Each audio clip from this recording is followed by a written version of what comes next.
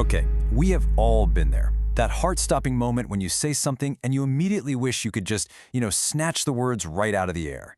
But what if I told you there's a super simple, totally professional way to handle those moments with real confidence? Well, let's get into it. You know that feeling, right? You're in a meeting, you're just chatting with friends, and the words, they just kind of fall out of your mouth. And what comes next is that cold, sinking sensation in your stomach. It's totally universal, but how you handle the next 5 seconds, that can literally change everything. And this is the thought that just echoes in your head, doesn't it? It's this frantic internal scramble. You start replaying it, overanalyzing every single word, and you can just feel the panic start to creep in. But what if you could quiet that voice instantly? There's a name for this feeling. Let's call it the conversational wobble. It's that exact moment of awkwardness where you can just feel the energy in the room shift. The whole conversation starts to teeter, and your gut instinct is probably to over-apologize or just freeze up. Well, we're going to replace that wobble with some solid ground. So here's the deal. You have this incredibly powerful tool that you can use. It's called the conversational reset.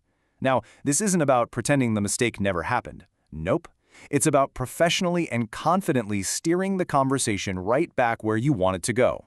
And the real magic of this whole thing? It's how simple it is. The goal isn't to take everybody on some 5-minute apology tour that just makes things way more uncomfortable.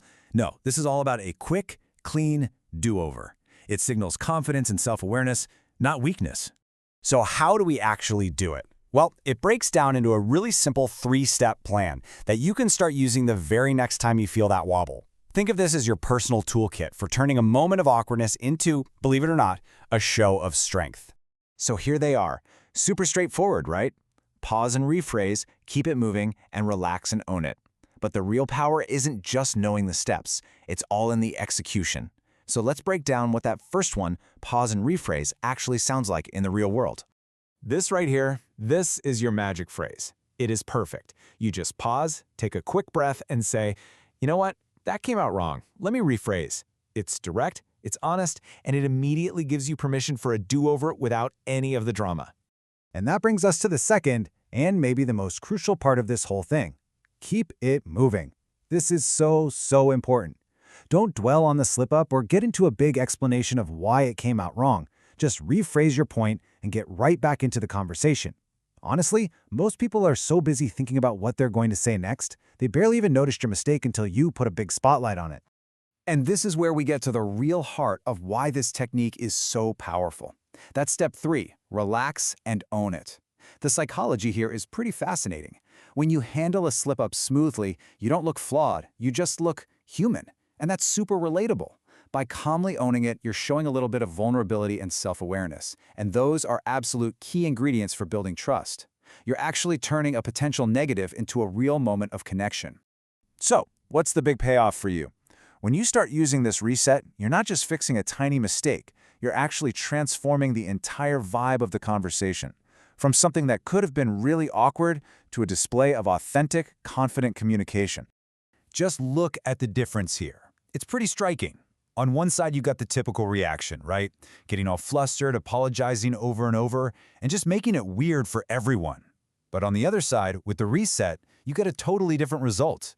You come across as confident, you create a human moment, and you actually strengthen the connection you have with the other person. Look, ultimately, this is about way more than just one little technique. It's about adopting the whole mindset of a confident communicator. It's about really internalizing this idea that a mistake isn't a catastrophe. It's just a tiny blip on the radar that you are fully equipped to handle. So, let's just run through the core principles of this new mindset. First and foremost, recover fast. The longer you wait, the bigger the moment becomes, both in your own head and in the room. So you just address it quickly and cleanly. Second, and this is a big one, speak with confidence. Your tone of voice matters just as much as your words do. You've got to deliver your reset with that same conviction you had just a moment before the slip-up. Project control. And finally, you have to keep that forward momentum going. Because the #1 goal of any great conversation is to keep moving forward, not get stuck rehashing the past.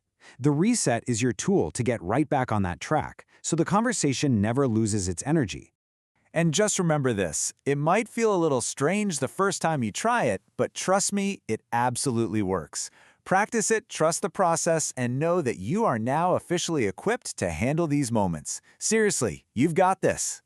So I'll just leave you with this thought. We spend so much energy being afraid of making these little conversational mistakes. But what if we just reframed them completely? What if that next slip-up isn't a moment to fear at all, but is actually your single best opportunity to show you're authentic, confident, and, well, human? What if it's your chance to truly connect?